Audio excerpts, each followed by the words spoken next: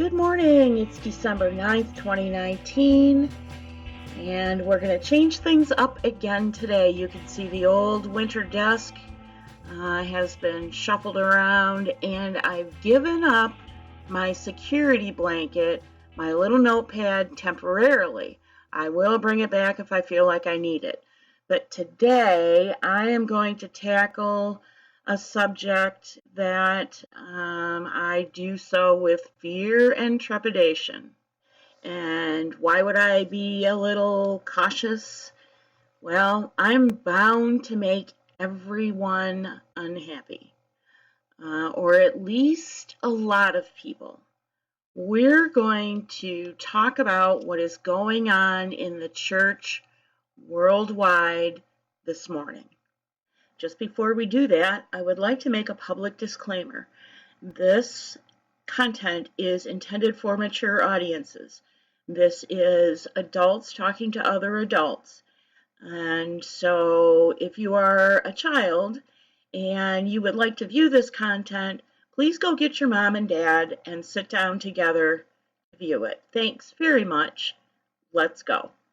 Let's take a listen to some commentary from Remnant TV on the bishops from Nairobi addressing the current agenda, or at least part of it, of the papacy in Rome. Kind of a tight spot for them. Now, the Kenyan bishops, on the other hand, they saw right through this stuff. They saw right through the Vatican's hero, Jeff Sachs, and they saw right through Ms. Mohammed from the United Nations.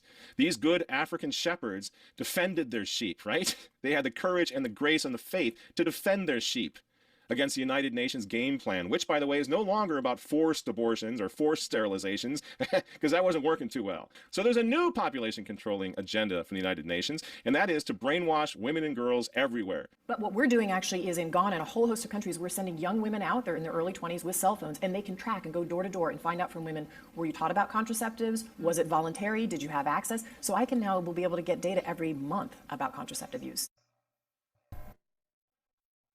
Wow, did you hear what she said? She said that by using a cell phone, she can go door to door in Ghana and she can survey young women and girls to find out if they've had sex education and contraceptive information. And they can track it simply by entering the data into a cell phone app. That's pretty amazing and, frankly, not unexpected.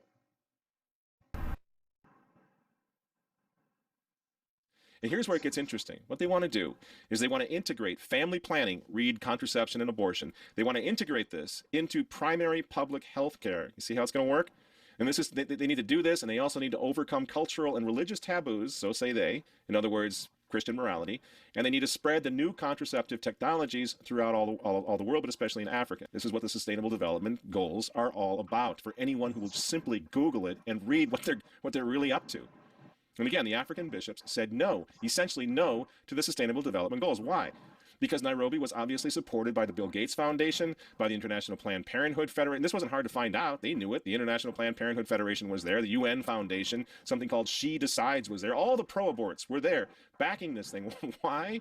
Because Donald Trump had pulled U.S. funding from abortion abroad. So these groups are raising money on their own. Sorry about that jump cut there. He went straight back to the woman that was speaking, and it was hard to make a clean cut. Let's listen to what else he had to say. Francis endorsing the very same United Nations pro-abortion agenda. Check it out again. The adoption of the 2030 UN Agenda for Sustainable Development Goals is an important sign of hope. Now, he's never disassociated himself from the goals, from goal number 5, for example, which calls for universal access to sexual and reproductive health and reproductive rights. Francis has never done that. This is in direct violation to the infallible moral teachings of the Catholic Church, reiterated most recently in the Catechism of the Catholic Church. Well, Francis never said, well, I accept all the goals except for number 5, did he? He's the Pope. He has an obligation before God and before all of us to come out and clarify, to come out and say, well, I definitely do not support the ones that are pro-abortion and pro-contraception, right? And yet he never did that. That the Holy Father is promoting the Sustainable Development Goals of the United Nations is a monumental scandal without precedent in the history of the church, given what these goals include. Until he disassociates himself from Jeffrey Sachs, at least on these points, every Catholic in the world has an obligation before God to resist Francis to his face. We need to come together and resist this man. That's certainly what we here at The Remnant are doing, and plan to do it even more. And we even have the t-shirt to prove it. This is the UN website, the Sustainable Development Goals, and I'm going to scroll through it on screen while we chat about this a little bit. I have not researched the Agenda 21, nor have I researched Agenda 30. I generally know what's coming down the pike because I'm a Christian. None of this surprises me, to be honest with you. I've heard about this probably in one form or another, probably since I was 10 years old, that there was coming a time in the future where freedom and self-expression and freedom to worship and all that stuff was going to come under attack, and we're there. We are there.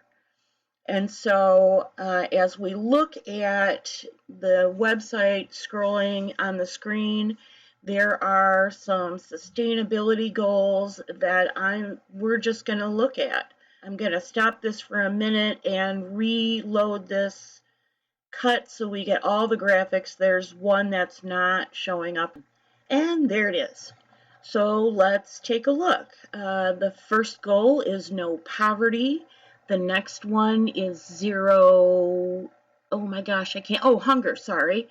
Number 3 is good health. Number 4 is quality education.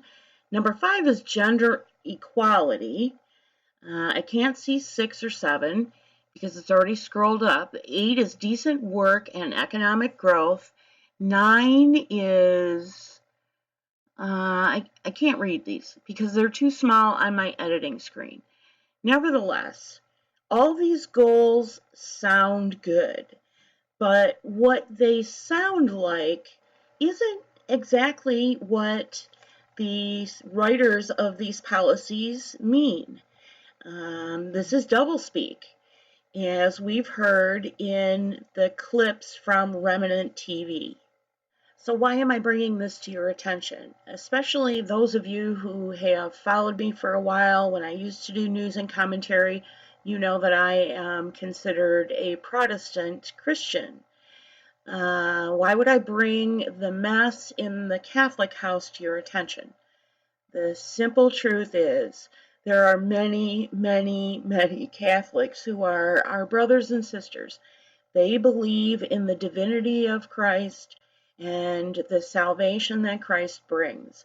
Now we see that our Catholic brothers and sisters' faith and freedom to practice biblical faith as they have learned it is being threatened from their own Pope. This is mind-boggling to me, but I feel we're obligated as brothers and sisters to join with them and support them where their commentators and priests and bishops are demanding that this Pope will either denounce the UN agenda, or if he doesn't, they will denounce him, is what the feeling I'm getting. So what is this god-awful thing that's been creeping into our little window? Well, that is the papal audience hall from the perspective of backstage, and by backstage I mean looking out onto the audience. And we know who was walking onto this. So you say to me, so what? And I say to you, the papal audience hall is in Vatican City. It is not in St. Peter's. but it is adjacent to St. Peter's on Vatican property. And this is where not only does the Pope have audiences, he also conducts Mass there. And so you say, so what? Well, let's take a look at what's behind the Pope. So your first impression might be a little confusion, like, what am I looking at? And then you say to yourself when you fix your eyes on the center, oh, that's a figure of Christ. And in fact, it is supposed to be the risen Christ. But let's take a better look at it. Now what do you see? How about starting with what's in the red box? See it? Don't look at the face. Look just to the right of the face. Do you see it? Okay, if you don't see it, maybe just don't focus on anything in particular and see if you see it. Still don't see it? How about a different view? This would be the third view we've had. Do you see it? It's said that this is supposed to represent the risen Christ and the souls of the dead who would rise again. But as everyone has pointed out, it's an optical illusion. It's not what it appears to be. And I confess to you, I tried to disprove what everybody was saying. I looked at it this way and that. I studied it, and I've come to the same conclusion. Every way you turn that image, every way you look at it, it is a writhing group of snakes or snakes ascending. So why am I showing you these things? Remember this image? The Pope walking across a stage in the papal audience hall?